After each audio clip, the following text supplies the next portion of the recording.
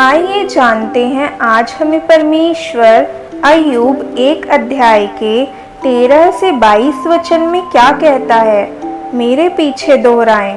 एक दिन अय्यूब के बेटे बेटियां बड़े भाई के घर में खाते और दाख मधु पी रहे थे।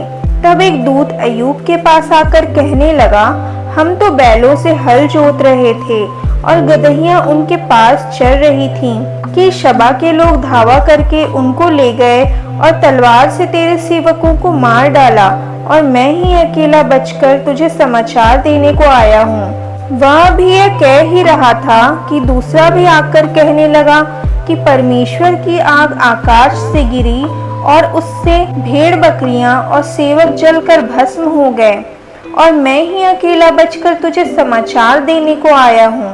वह भी यह कह ही रहा था कि एक और भी आकर कहने लगा कि कसदी लोग 3 गोल बांधकर ऊंटों पर धावा करके उन्हें ले गए और तलवार से तेरे सेवकों को मार डाला, और मैं ही अकेला बचकर तुझे समाचार देने को आया हूँ।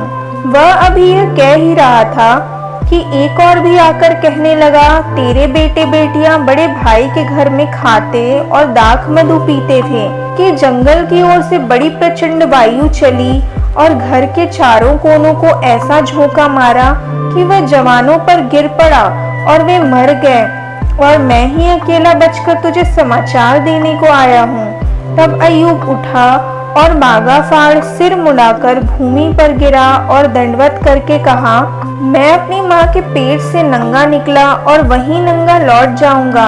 यहोवा ने दिया और यहोवा ही ने लिया, यहोवा का नाम धन्य है।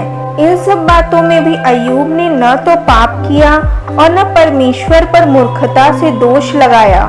लाइक और सब्सक्राइब करें और रोज मेरे साथ वचनों को दोहराएं।